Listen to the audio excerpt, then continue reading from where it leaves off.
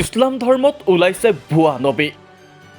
চলিছে ইছলাম ধৰ্মাৱলম্বীক বিপথে পৰিচালিত কৰাৰ ষড়যন্ত্ৰ। ইছলাম ধৰ্মক নিষেধ কৰাৰ পৰিকল্পনা আৰু অভিযান কাৰ?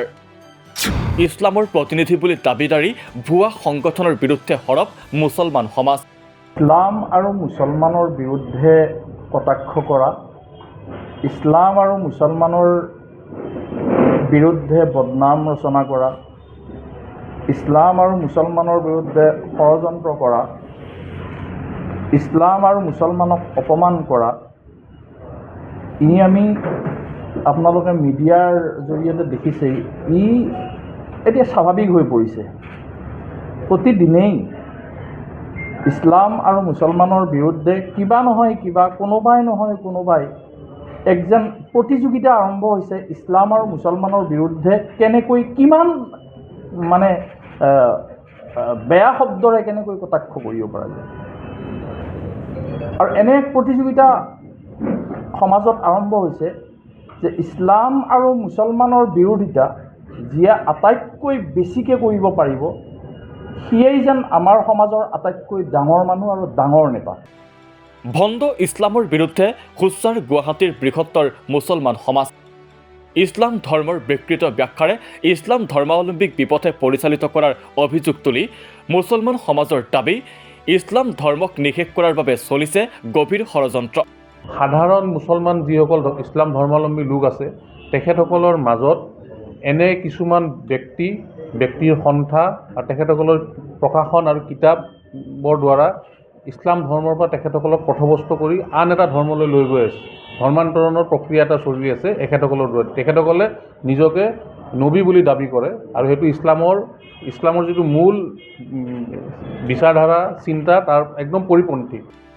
এক সংবাদমেল সম্বোধন কৰি মুছলমান সমাজৰ দাবী, হজৰত মহম্মদেই আছিল ইছলামৰ অন্তিমজন নবী। কিন্তু ইছলাম ধৰ্মক বিপথে পৰিচালিত কৰিবলৈ এতিয়া জন্ম হৈছে ভুৱা নবী। আৰু মিৰ্জা গোলাম আহমদ কাদিয়ানীক তেওঁলোকে নবী হিচাপে প্ৰক্ষেপ কৰিছে। মিৰ্জা গোলাম আহমদ কাদিয়ানীৰ মৃত্যু হৈছে 1908 চনত। মিৰ্জা গোলাম আহমদ কাদিয়ানীৰ 1908 চনত মৃত্যু হৈছে। তেওঁৰ মৃত্যুৰ আগত সমগ্ৰ ভাৰতবৰ্ষৰ ওলামায়ে কেৰামে তেওঁক কাফিৰ বুলি ফতোৱা দিছিল যে তেওঁ মুছলমান কেতিয়াও হ'ব নোৱাৰে।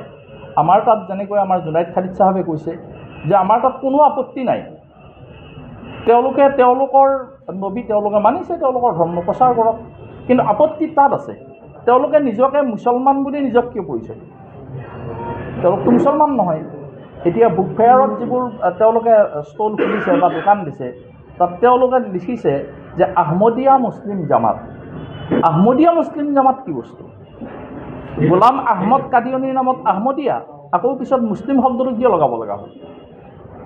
যে তেওঁলোকতো মুছলমান নহয়।